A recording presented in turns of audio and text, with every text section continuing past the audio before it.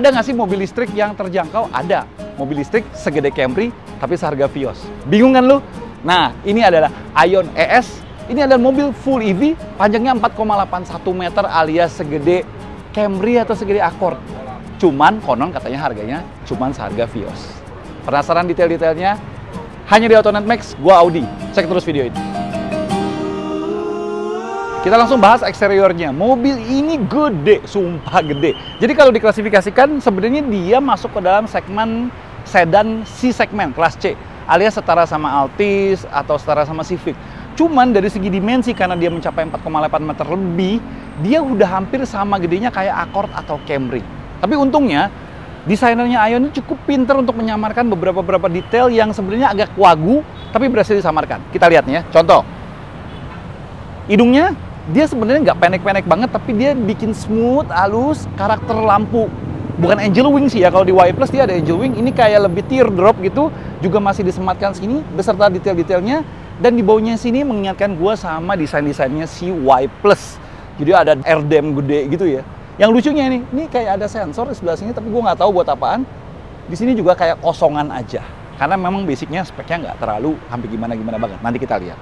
Untuk logo, dia juga masih pakai logo Aion G ya, GAC-nya Aion, tapi dia ada aksen hijaunya.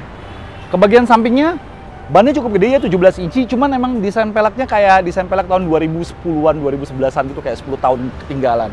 Di bagian sininya juga dia kasih aksen yang kayak SUV-SUV-an gitu loh. Tapi ya, ini bukan nggak ada gunanya sama sekali. Jadi untuk di beberapa model yang mereka kerja sama perusahaan-perusahaan teknologi kayak sama Huawei, ini biasanya mereka taruh buat kamera. Entah kamera 360 atau LiDAR-nya biasa mereka taruh di sebelah sini. Dan kalian lihat lagi nih ya, tuh. Aksennya panjang. Jadi kayak kalau separuh gini kalian lihat ini Civic, tapi begitu ngeliat ke belakangnya, ini Camry. Overhang belakangnya sangat-sangat panjang. Dan lagi-lagi yang gua puji tadi ya, desainnya itu pinternya itu adalah ini. Garis hitam ini diumpetin sampai ke bagian belakangnya. Jadi kalau kalian lihat, tanpa garis hitam ini, atap itu sebenarnya kayak ketinggian. Ininya kayak ketinggian. Cuman, transisi atapnya ke bagasinya ini, jadi kesannya kayak tersamarkan dan mobilnya terlihat lebih proporsional gara-gara si garis hitam ini. Pinter juga ya desainnya ya. Bagian belakangnya lagi, gue paling suka justru di bagian belakangnya. Karena aksen belakangnya ini kelihatan clean, kelihatan mobil listrik, kelihatan mobil modern.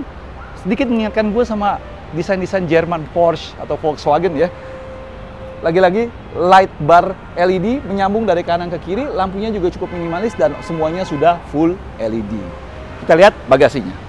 Nah, keunggulan punya overhang panjang banget. Masya Allah, ini bagasi gila, bisa main karambol, asli.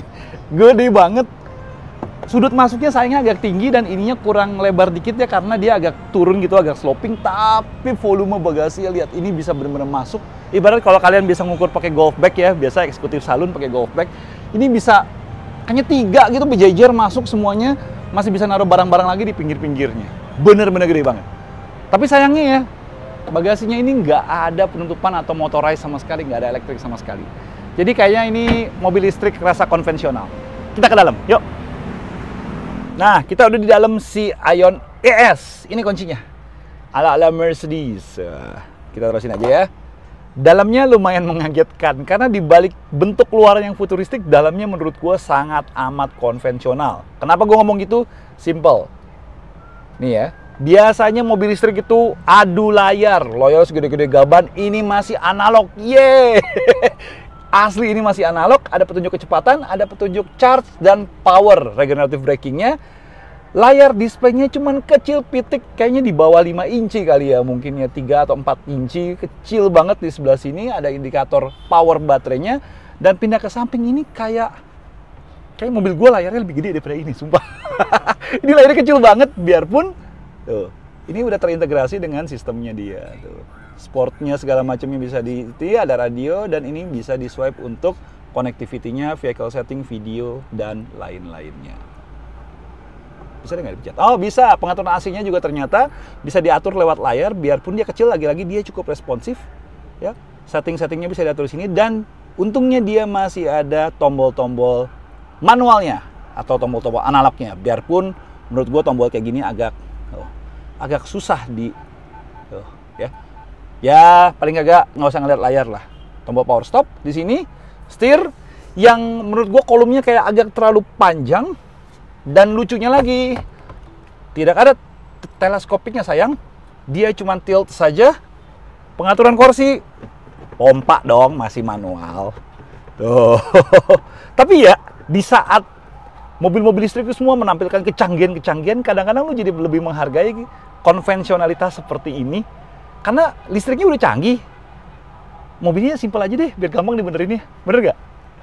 Nah, sekarang kita pindah sedikit ke bagian bawahnya. Kalian bisa menemukan beberapa tempat slot-slot di sini, ya. Tuh.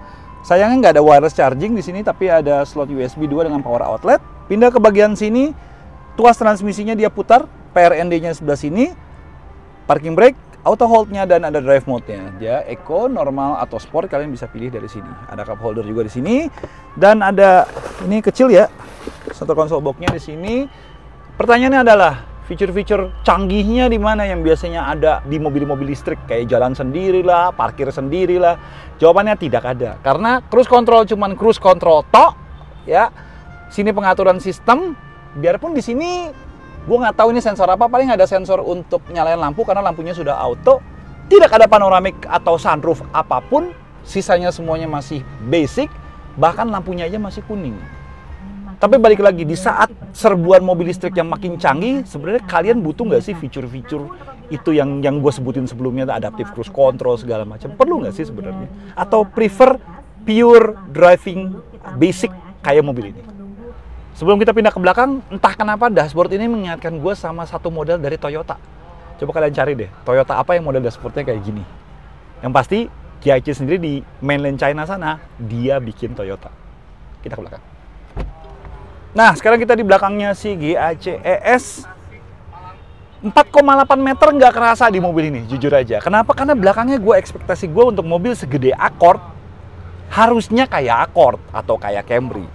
Ini kayak Civic, asli. Karena mungkin wheelbase-nya sendiri dia nggak terlalu panjang. Sebagai ilustrasi ya, panjang 4,8 meter itu lebih panjang daripada BYD Seal, tapi sumbu mobil ini lebih pendek daripada BYD Seal. Jadi kalian kebayangkan ya segede apa. Lagi-lagi ya, bagusnya kursinya lumayan tinggi, jadi kalian benar-benar ke support di sini banget ya, pahanya, kaki tapi nggak bisa sampai ke depan-depan banget sampai gimana. Biarpun legroom masih cukup bagus, tinggi gue 174, headroom sih agak ngepas, sumpah ngepas ini.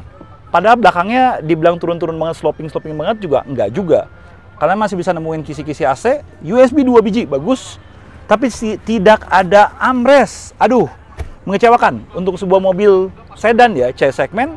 Armrest itu udah kayak basic necessities. Oh ya, tadi gue belum ngomong juga di depan. Joknya sudah sintetik kulit ya. Isofix segala macam sudah ada, tapi menurut gue kualitas kulitnya B banget. Kasar. Dan nggak halus-halus banget. Oke, sekarang kita lihat penggeraknya alias motor listriknya. Dia pakai motor listrik penggerak roda depan ya. Dia kapasitasnya sekitar 100 kW atau sekitar 135-136 HP. Torsinya sendiri sekitar 225 Nm dan di pairing dengan baterai sebesar 55,2 kWh. Konon katanya itu bisa melajukan mobil ini sampai sekitar jarak 442 km menurut standar NEDC. Akselerasi 0 sampai 100 12,1 detik. Nah, kalau NEDC segitu biasanya aktualnya mungkin di bawah 400 atau sekitar 380-an. Tapi untuk pastinya kita harus coba lebih lanjut. Oke, sekarang kita sampai pada kesimpulan si Ion ES kali ini. Bukan Lexus ES. Jadi mobil ini unik ya, karena biasanya mobil EV itu penuh dengan tech yang canggih-canggih dan nggak kepake. Mobil ini datang dengan spek yang basic banget, kursi aja masih engkol, mirip kayak buat fleet jadinya. Memang mungkin kayaknya sih nih, kalau di luar negeri ya di Thailand, mobil ini memang dipakai buat fleet, buat taksi. Cuman kalau di sini, kalau di Indonesia, konon katanya mereka akan membandrol ini dengan harga yang cukup terjangkau, di bawah 400 juta. Kita lihat nanti harga aslinya berapa. Kalau dibandrolnya dengan harga seperti itu, mobil ini sih lumayan kompetitif buat kalian yang pengen punya sedan EV dengan range yang lebih dari cukup dan tampilan yang keren. Parkir di lobi kan orang nggak bakal lihat dalamnya kan, parkir di lobi juga masih pantas-pantas aja, keren-keren aja. Gimana menurut pendapat kalian? Oke, sekian video kali ini. Kalau kalian suka video kali ini, tekan like, tekan subscribe kalau belum subscribe, dan tekan tombol lonceng untuk tahu video-video terbaru dari aku.